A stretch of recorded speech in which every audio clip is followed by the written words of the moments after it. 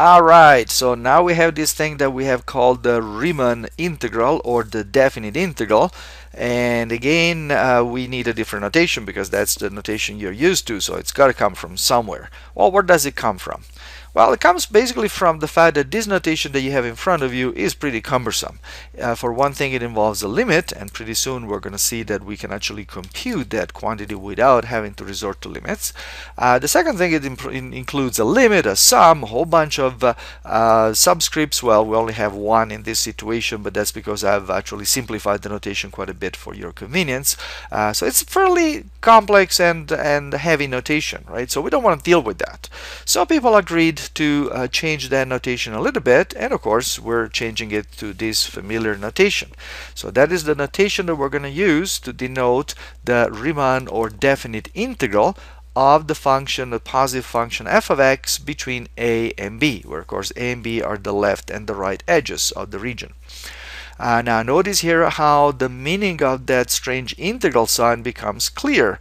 Remember, it comes from the sigma that we had in the region in the first notation. Sigma is the Greek letter for sum, so why not use a capital S to denote what we want? So that integral sign is in fact an elongated S. It does stand for sum. It does remind you that what we're doing is we're adding up all kinds of little strips. In fact, infinitely many of them, right? We're going to the limit. Now, that meaning was probably not very clear when we looked at integrals in the indefinite form, so why would we call it as an S?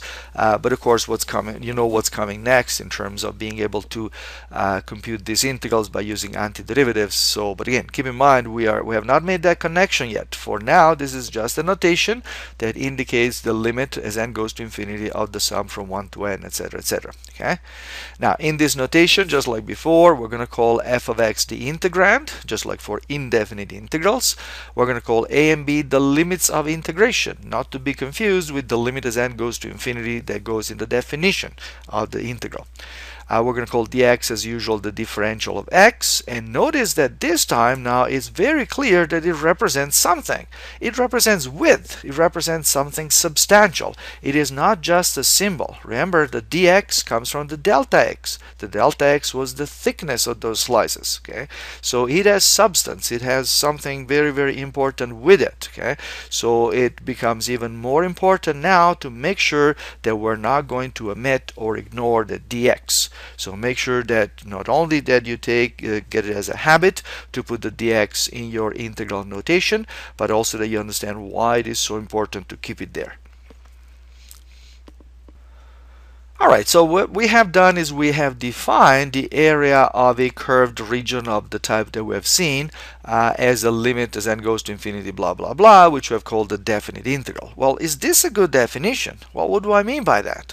Well, it's an appealing definition. It made a lot of sense when we went through it, but it does require a limit, and we know that limits don't always exist. Okay, so how can we know if this limit actually exists? Could it be that in some maybe even very simple situation that integral that looks like it's coming from something quite reasonable in fact will create problems because the limit cannot be computed?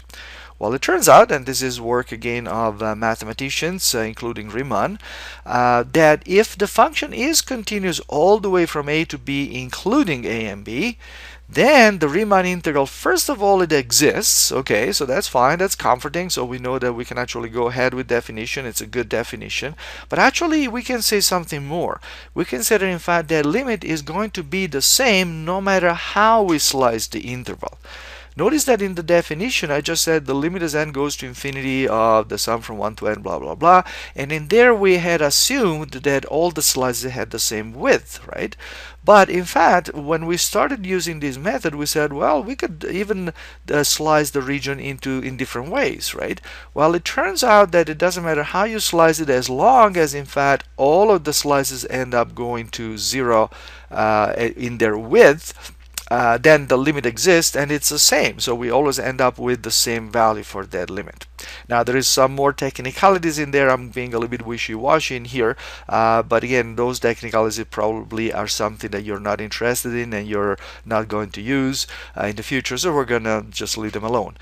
So just the important part to remember is that again, this definition is a good definition as long as the function is continuous. If it is not, then we're gonna have troubles.